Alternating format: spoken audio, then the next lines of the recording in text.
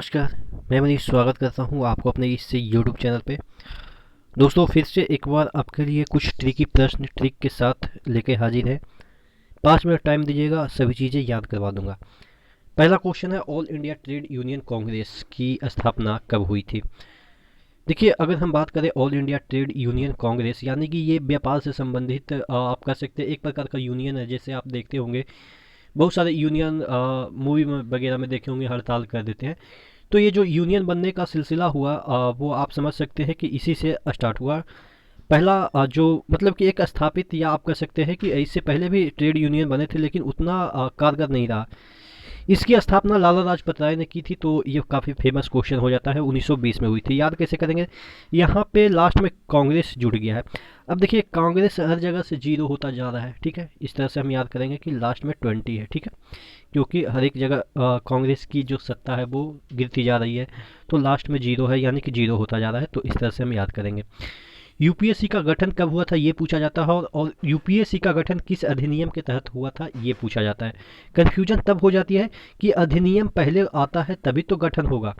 ऐसा दिमाग में अगर हम लॉजिक बैठाएंगे कि पहले अधिनियम आएगा उसके बाद गठन होगा।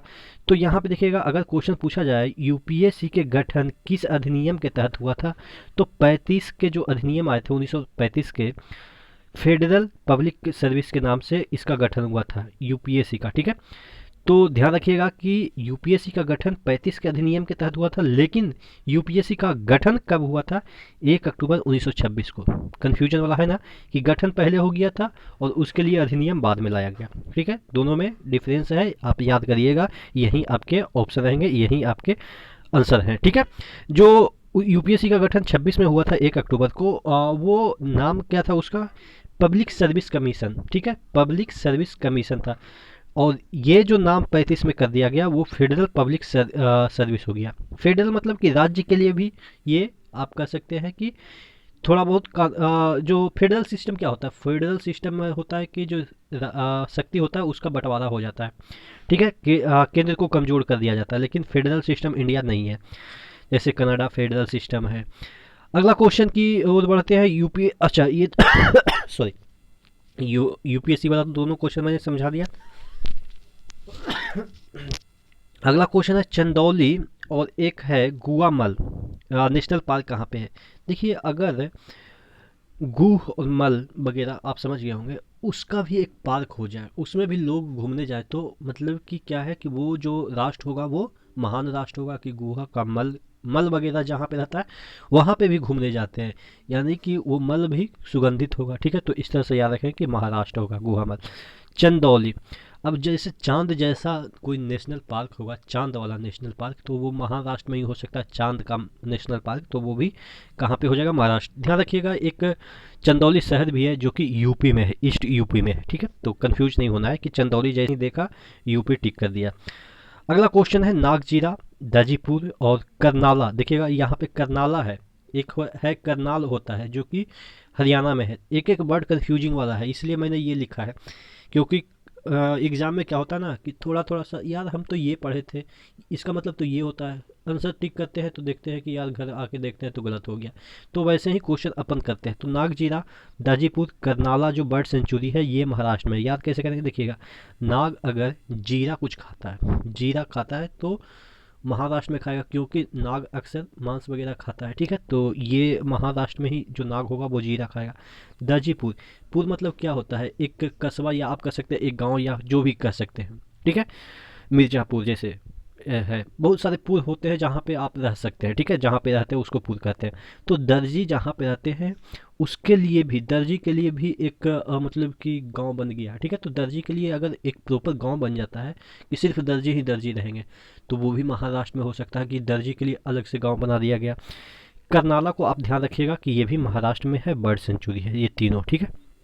अशोक का एक शिलालेख है, उत्तरांचल में है।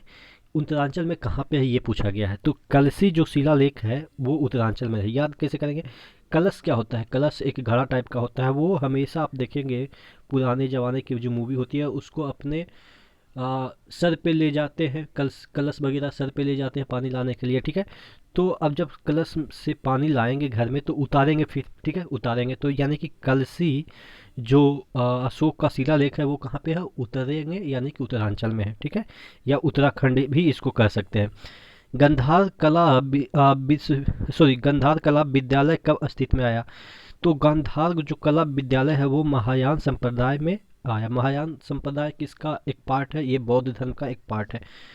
तो गांधार कला में मूर्ति बहुत सारे बनते हैं और महायान संप्रदाय के लोग भी मूर्ति पूजा में विश्वास करते हैं। जैसे भगवान बुद्ध की वो मूर्ति बना के वो उसकी पूजा करते हैं। लेकिन हीनयान जो संप्रदाय है, जो कि बुद्ध का ही संप्रदाय है, वो भगवान बुद्ध को भगवान नहीं मानते, एक सिंपल सा आदमी मानते हैं, ठीक है। उनकी विचारों को वो जरूर मानते हैं कि इनकी जो विचार है उनका अनुयायी है, लेकिन भगवान को वो कभी, बुद्ध भगवान को वो भगवान नहीं मानते, बुद्ध भगवान को वो किसी का अवतार नहीं मानते। हम लोग तो मानते हैं कि वो कृष्ण का अवतार है, ठीक है, और इसके बाद जो अवतार होगा वो लास्ट अवतार होगा। तो जो भगवान बुद्ध है वो एक प्रश्न भी बनता है किसके अवतार है, तो भगवान श्री कृष्ण के अवतार माने गए हैं। लेकिन हीनयान इसको कोई अवतार नहीं मानते हैं और ना ही इनको एक भगवान मानते हैं, लेकिन महायान जो है वो इनको भगवान मानते हैं। और तो इसको याद करने का तरीका है कि गंधार कला मूर्ति वगैरह आपने सुना होगा, तो मूर्ति गांधार में आ गया तो महायान संप्रदाय में आ गया, ठीक है। तो इस तरह से याद रखिएगा। झारसुगुड़ा थर्मल पावर प्लांट कहाँ पे है? देखिए, झाड़ेंगे अगर कोई भी चीज़ को, अगर कंबल वगैरह को झाड़ते हैं तो गद्दड़ उड़ने लगता है, ठीक है, उड़ने लगता है। या आप कोई भी कपड़े को झाड़िएगा तो वहाँ गद्दड़ उड़ने लगेगा, तो उड़ीसा, ठीक है, ध्यान रखिएगा। तो आशा करते हैं जितने भी क्वेश्चन कराए वो आपको याद हो गए हों। तो इसी तरह से बने रहिएगा चैनल के साथ। नेक्स्ट वीडियो मिलता है, तब तक के लिए धन्यवाद।